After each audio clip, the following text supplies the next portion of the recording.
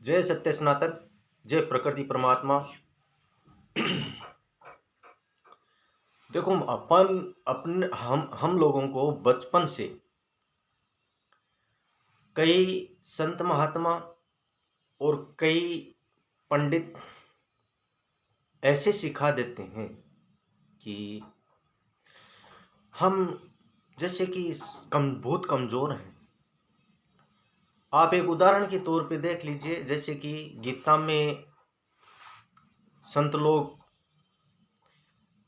कहते थे, उन संतों की मैं आलोचना या विरोध नहीं कर रहा हूँ, वो अपनी जगह ठीक थे, लेकिन उनको राक्षसी शक्तियों का और हमारे ऊपर दुराचारियों का अटैक करने वाला मालूम नहीं था, क्योंकि उन पे किसी ने अटैक किया नहीं होगा। तो उन्होंने ऐसी भावनाएं प्रकट की कि एकदम सदाचारी बने रहो, कोई मारता है तो मार खा लो, राक्षसों की शक्तियों को सहन कर लो। तो उन्होंने, मैं एक उदाहरण देता हूँ, छोटी सी एक पंक्ति पढ़ के, जैसे क्या लेके आया था, क्या लेके जाएगा, क्यों बैर कर रहा है किसी से।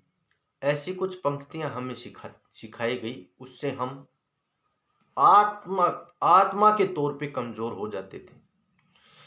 अब कोई सोचने वाला, समझने वाला व्यक्ति है और जिसके पास उग्र सोचने की क्षमता है कि ये संत ने यहाँ ये बात लिख दी, विरोध नहीं करना किसी का, लिख दी, मगर श्री राम को संतों ने ही बाण चलाना क्यों सिखाया,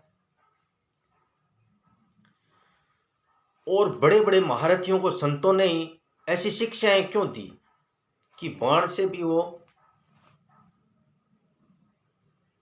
ब्रह्मा का जो बाण आता है, अगर चला दिया तो जैसे कि ये आज परमाणु बम है, उसका सा काम करता था। तो ऋषि मुनियों ने ये राजा लोगों को, सत्पुरुषों को, श्री राम को, श्री कृष्ण भगवान को बचपन में इनके बच्चों को ये शिक्षा शिष्यों ने ही क्यों दी, गुरुओं ने ही क्यों दी।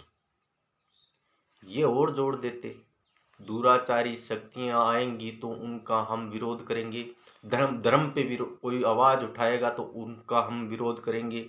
ये और वो हमारे संत महात्मा लिख देते, जो बोल रहे थे कि किसी के सामने सदाचारी बने रहो, ये बने रहो, ये भी पढ़ो। हमारे संत महात्मा जो पहले देखे गए उनके बारे में भी पढ़ो। पहले इन बातों पे गौर करना बहुत आवश्यक है, इसलिए आप मजबूत नहीं बन पाओ। सिर्फ ये लेके बैठ गए कि क्या लेके आए थे, क्या लेके जाना है, नहीं, सब कुछ लेके मानते हैं, कोई लेके नहीं आया, कोई लेके नहीं जाएगा।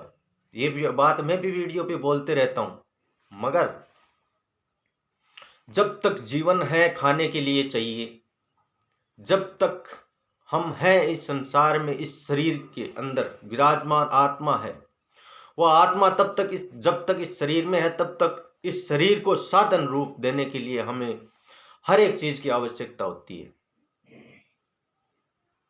तो कमाना भी जरूरी है और अपने धर्म को बचा के रखना भी उतना ही जरूरी है, और राक्षसी शक्तियों से लड़ना उससे ज्यादा जरूरी है। उनसे जब लड़ोगे नहीं तो वो अंदर ही अंदर कमजोर कर देंगी। तो आपको इस वीडियो के माध्यम से ये पता चला होगा कि सदाचारी भी बन के नहीं रहना चाहिए। अपने खिलाफ जो जा रहा है, आप सही हो और आपके खिलाफ कोई कुछ दुराचार कर रहा है, तो आपको आवाज उठानी नहीं चाहिए या नहीं, या सदाचारी बन के बैठे रहोगे। तो हमें, मेरा इस वीडियो का डालने का मकसद यही है कि हम सही रहें, और फिर हमें कोई छेड़ता है तो उसका जवाब भी हमें ज़रूर देना चाहिए। ऐसे नहीं है कि हम किसी को भी छेड़ रहे हैं, नहीं, ऐसा नहीं सोचना है।